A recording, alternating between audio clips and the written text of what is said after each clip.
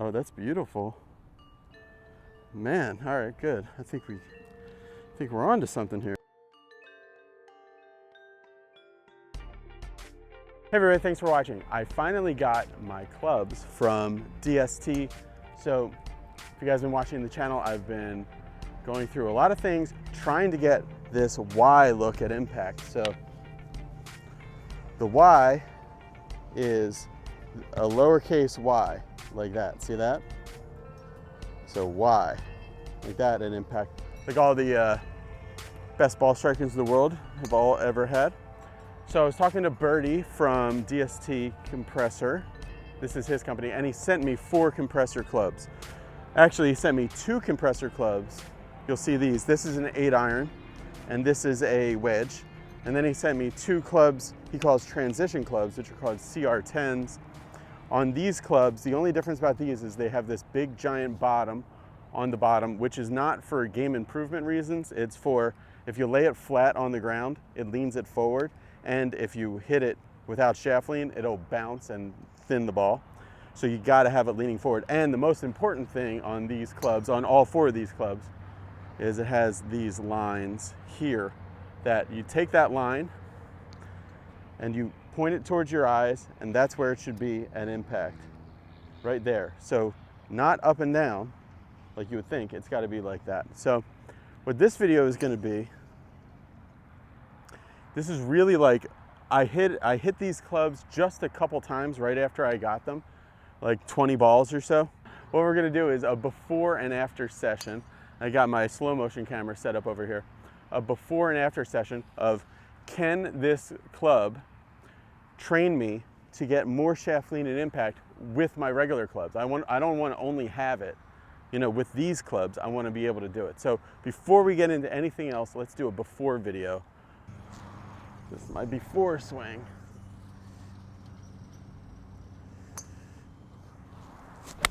That was a good shot. Faded just a little bit, but it'd be just to the right of whatever flag stick I was shooting at. So let's see what this looks like. Okay, there we go. All right, so I've been working on it some, and that is looking pretty good to my eye right now. Okay, so we're gonna take a picture of that. The only thing I would like to change is the ball position should be a little bit more forward, and my hands should be more forward too at impact. So Birdie, when I talked to him, the inventor of these clubs, had said to me that the number one thing that people get wrong when they get these clubs is they just start hitting big full shots at first off the bat. So it's very boring to just hit little chip shots, but I'm trying to do this the correct way and have the right feels.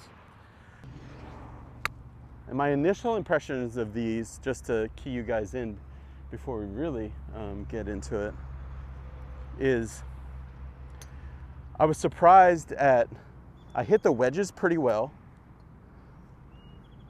and I hit the 8-iron CR10, the transition club, the straight one, pretty well. But the bent backwards 8-iron compressor is very difficult. It is really hard to do, which shows me that somewhere with at slower speed, I'm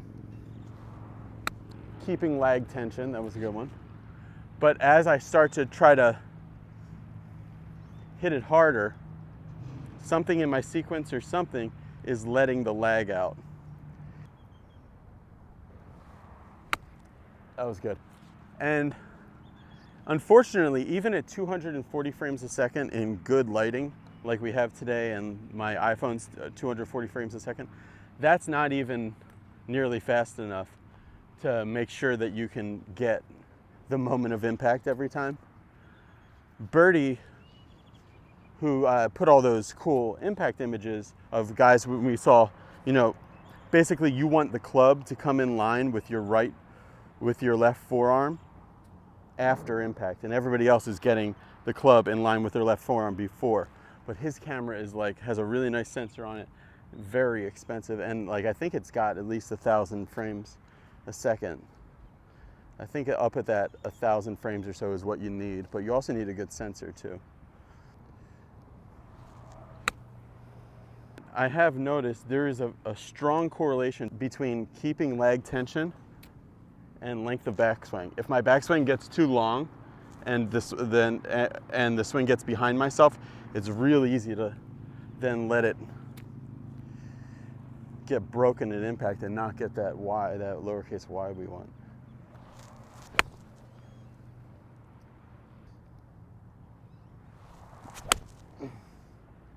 All right, that was great. So you can see at address, I mean, that's what, it's a kind of reminiscent of Nicklaus or Stenson would have that kind of forward lean at address. Takeaway, I could have a little less of that snatch. And going through. All right, more so than the iron, it's leaning forward. But still, that's a ways off from where I want it to be.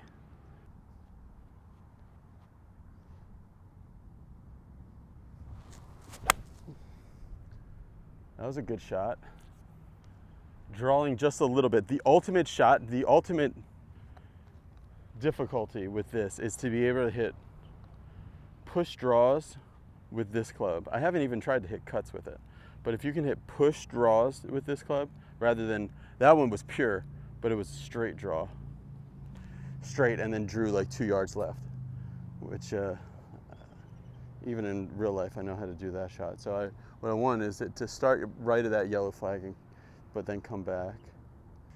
Hands well forward at impact. That was okay, but anytime you pull this club, you know that even if it's solid, you lost the lag tension. And the temptation with this, of course, is to just hit the compressor 100,000 times until you can do it, but you really should be flip-flopping.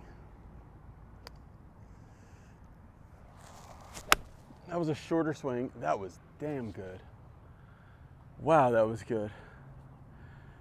And I'm dropping a lot of names, but whenever you play golf, you think of all the different teachers you've had and lessons that you've had. But one of the things Tony says, which he's absolutely right about, the quality of your impact is a direct result of the quality of your transition. So if you want good impact here, it's not because of something you did at impact, it's because of something you did up here. And that, I think, I had just a fantastic transition. And fantastic transition. Oh, that was so good. I'm so glad I caught that one. Okay, I don't care anything else. I'm glad I caught that one. Swung more to first base. Good control at the top. Why can't I do that every time? That was awesome.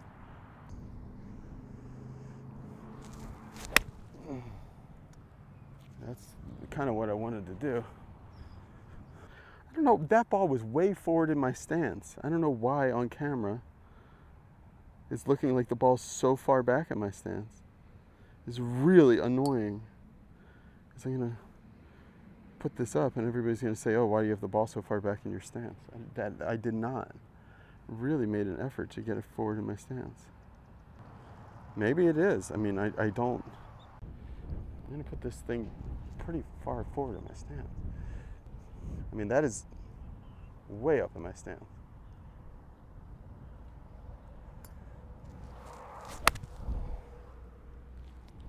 Okay. That was a pull, but it was way far up in my stance. Okay, there. It's like, that's far up in my stance. I don't know. Okay. There. Oh man, that was good. That felt like driver ball position. All right, so just quickly go to compressor impact. Yeah, that felt so far forward in my stance, man. It didn't come off looking like that at all. Oh yeah, look at that leg going into impact. Oh, that's beautiful. Man, all right, good. I think we're on to something here. We may got a video in the works here. look at that look. Okay, leaning forward. Let's go to what can I do with the 8-iron. This I'm really interested to see. Yeah, how do you like that? See, it's leading into impact, keeping leg tension, and then there. That's good. You notice it's not as much as the compressor, but as far as a before and after, the closest frame I have to impact is the one just before. Yeah, and that's a big difference. That's a big difference. So ball position's key. All right, so what did we learn here? Because I did make some improvement here. It was hard, but if you stuck with me for this whole video, congratulations. But I did learn something big here. First of all, ball position is huge. If you put the ball too far back in your stance and you go forward this way, you have to let it out in order to get back to the ball. Make sure, like, look at that Ben Hogan chart is what I'm thinking of, because that's like here and then he just changes his stance with, right? Then the other thing that's huge too is the transition, which is back to the target and swing to first base like this, and then finish it with your body.